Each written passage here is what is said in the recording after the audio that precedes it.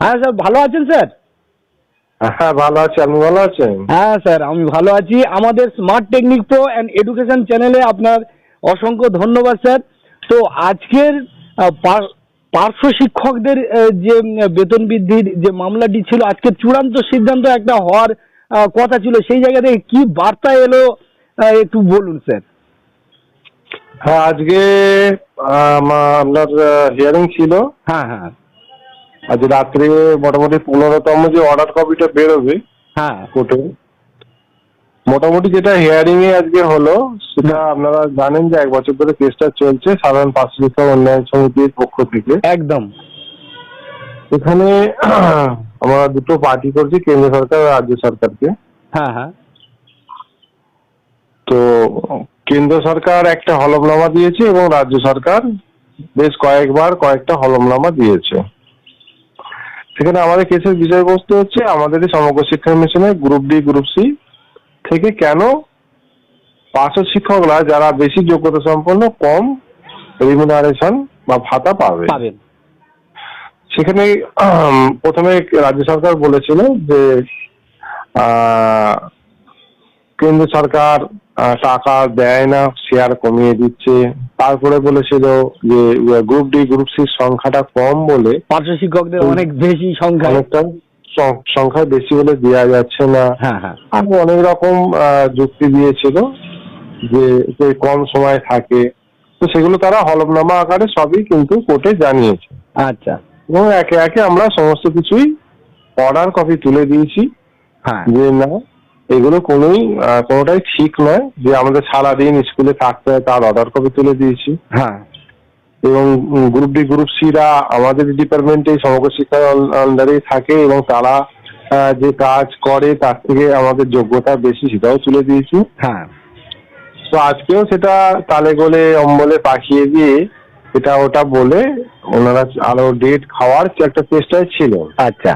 তো সকালবেলা প্রথমেই কিন্তু যখন আমাদের হিয়ারিং শুরু হয় তখন কিন্তু যে সিনিয়র উকিল যারা আমাদের সমগ্র শিক্ষা মিশনের বা আমাদের এডুকেশন ডিপার্টমেন্টের বা ফাইন্যান্স ডিপার্টমেন্টের, হ্যাঁ তার সিনিয়র উকিলরা কেউই ছিল না।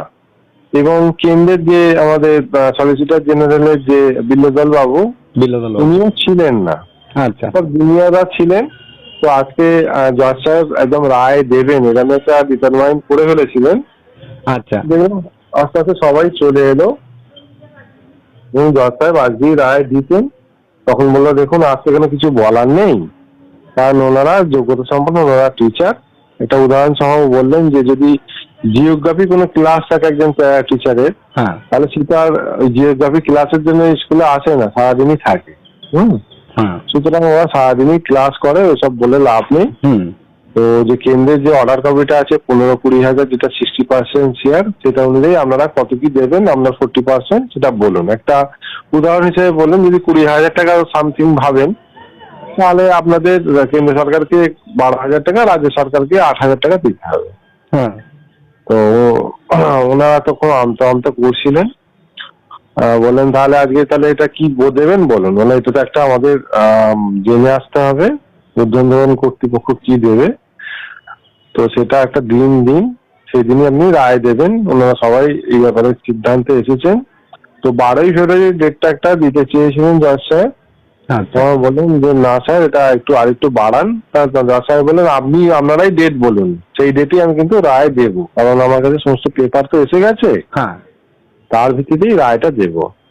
তো ওনাদের কথাতেই 11ই মার্চ ওই ডেটটা একদম ফিক্সড করা হয়েছে। এবং জজ সাহেব কেন্দ্রের যে সলিসিটর জেনারেল বিল্লদল বাবুকে বললেন ওই দিন আপনি থাকবেন তো? উনি বললেন হ্যাঁ। মোটামুটি এইরকম একটা পজিশনে আছে। সুতরাং যদি রায় হয় সেটা ভালোই হবে। এবং জজ সাহেব আর একটু মানবিক ভাবে বললেন যে দেখুন, যদি এইটা সরকারি ভাবে ঘোষণা করে দিতে পারেন আপনারা, এটা কেন হবে, একজন শিক্ষকরা এত কম কেন পাবে, তাহলে দেখুন জিনিসটা আরো ভালো হয়। একদম জজ সাহেব নিজেই চাইছেন যে কোনো বিরোধিতায় যেতে চাইছেন না। যদি সরকার থেকে এটা ঘোষণা হয়ে যায় তাহলে কিন্তু আর কোনো বিরোধিতা থাকে না। আর যদি কোর্ট থেকে হয়, এটা আমাদের অনুমান কোর্টে ঘুরে, তাহলে সরকার বিভিন্ন উছিলায় আরো চ্যালেঞ্জ করতেই পারে। তো দেখা যাক, আমাদের যদি রায় হয় সেটাও ভালো। তো এতদিন তো আমরা অনেক কষ্ট পেয়েছি, আর দুদিন আমাদের একটু কষ্ট পেতে হবে। আশা করি এটা ভালোই একটা দিকে যাচ্ছে। হ্যাঁ, এটাই একদম। আমাদের পশ্চিমবঙ্গের সমস্ত পার্শ্ব শিক্ষকের উদ্দেশ্যে আমার বক্তব্য। হ্যাঁ, এটা পরিষ্কার যে আগামী 11ই মার্চ বললেন। 11ই মার্চে একটা ভালো সিদ্ধান্ত হওয়া উচিত, এবং আমরা আশাবাদী যে আমাদের মাননীয় মুখ্যমন্ত্রী, যেহেতু একটা বাজেট আছে সামনে, হ্যাঁ, এই বাজেট অনুযায়ী উনিও যদি উনি তো নিজেও একটা 2009 সালে 6ই ফেব্রুয়ারি বা 3রা মার্চ 2011 সালে 11 সালে। উনি একটা ঘোষণা তো করেছিলেন যে পার্শ্ব শিক্ষকদের জন্য একটা দেখবেন ভালো কিছু।